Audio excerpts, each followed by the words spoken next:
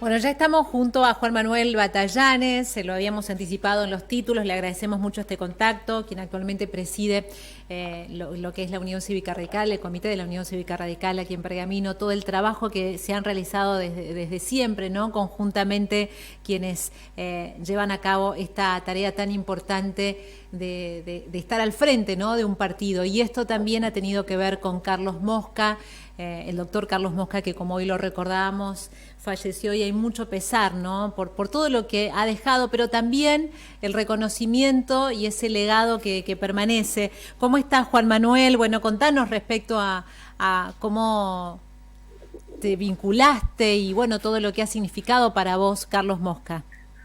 Sí, ahí recordábamos hace un rato, charlando con la gente de la radio, ¿no? Me preguntaba José Antonio Bravo si yo lo había conocido a Carlos. Digo, sí, la verdad que una de las primeras figuras con las que uno tuvo la oportunidad de relacionarse cuando empieza, digamos, vuelve la democracia, la reapertura democrática en aquel proceso que le tocó encabezar a Raúl Alfonsín, ¿no es cierto? Aquella época en la que se respiraba ese aire de la primavera democrática. Bueno, Carlos tuvo un rol muy importante ahí, que fue ser legislador provincial, senador por la segunda sección electoral, y le tocó la responsabilidad de ser presidente del bloque de senadores de la Unión Cívica Radical.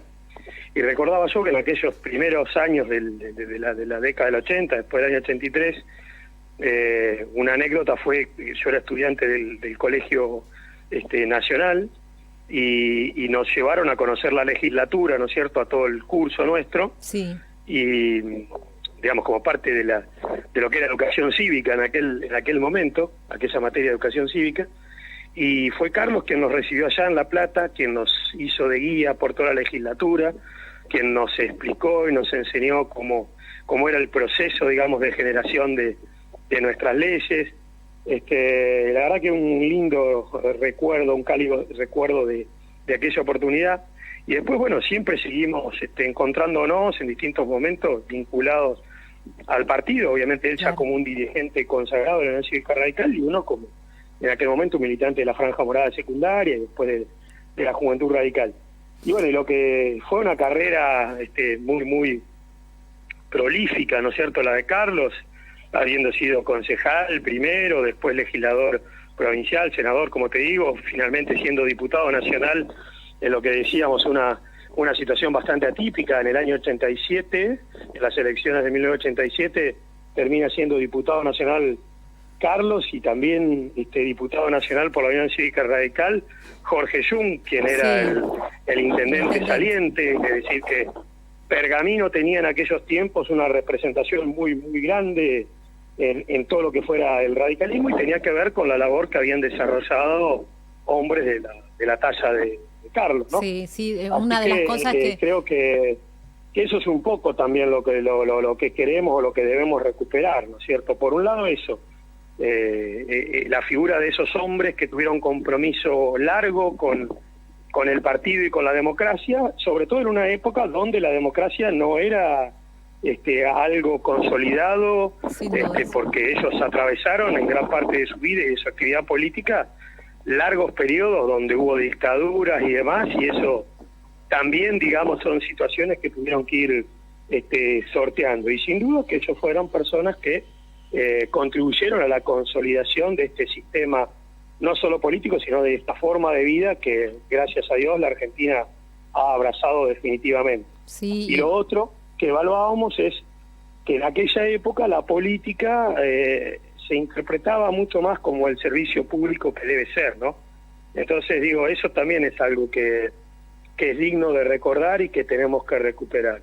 Y dentro de los aportes, como todo el mundo reconoce, que Carlos Mosca, uno de los grandes aportes que hizo desde su gestión en la legislatura y en la provincia, fue la creación del Departamento Judicial Pergamino, digamos, toda la actividad que él desarrolló para que eso se pudiera, digamos, concretar, y que le significó a los pergaminenses la posibilidad de tener un acceso a la justicia mucho más directo, y bueno, todos los beneficios que de alguna manera significa haber podido tener la posibilidad de la erradicación de juzgados y del Ministerio Público en Pergamino. En Pergamino, ¿no? Pergamino, claro, sí, eso que él lo había presentado y bueno, fue finalmente ya aprobado en el año 86, en 1986, ¿no? Y sin dudas que es un antes y un después para Pergamino. Por eso te escuchábamos con mucha atención, Juan Manuel, y esto que reflejabas de personas con ese ímpetu y con esa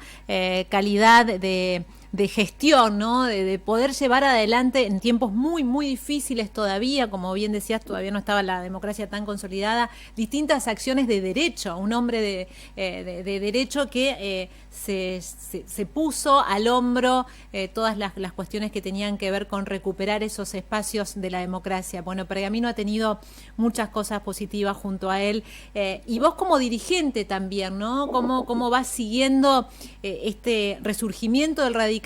Él también lo llegó a ver, afortunadamente.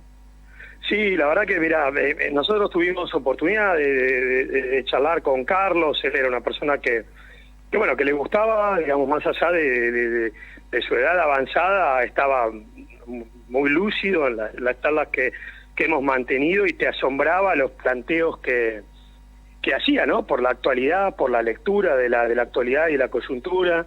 La verdad que eso era bueno, era agradable, y siempre trató de seguir vinculado con el partido. Y digo, yo recuerdo en el año 2019, nosotros en el marco de la campaña de la coalición, digamos, de la que el radicalismo es parte, sí, en aquel momento Juntos por el Cambio, organizamos una cena muy grande del radicalismo en el Club Centenario, a la que él concurrió, y en aquel momento Daniel Salvador, que era vicegobernador y presidente del Comité de la Provincia de Buenos Aires, bueno, obviamente cuando lo vio a Carlos, fue a dar un abrazo, a saludarlo, y recuerdo a todo digamos, la concurrencia, esos 1000 radicales aplaudiéndolo de pie a Carlos, sí, como un reconocimiento a la trayectoria y a un individuo que se comprometió, digamos, a lo largo de toda su vida con un partido, que abrazó los ideales y lo sostuvo. En sí, tiempos donde vos sabés, digamos, las fidelidades hacia los partidos son mucho más lábiles. Hoy sí, un dirigente un día te aparece por un partido y al otro día, si le conviene más, se va con otro. Bueno, yo creo que esa es otra cuestión que nosotros tenemos que copiar de nuestros grandes dirigentes, de estas personalidades, y algo que si realmente decimos que queremos honrar estas trayectorias, lo que tenemos que hacer es eso. No podemos estar saltando de un lado a otro según la oportunidad o la medición de una encuesta. Yo creo que esa generación, de las que van quedando cada vez menos, abrazaba el partido y era de por vida, como decimos nosotros, o decíamos, ser radical de cuna y de tumba.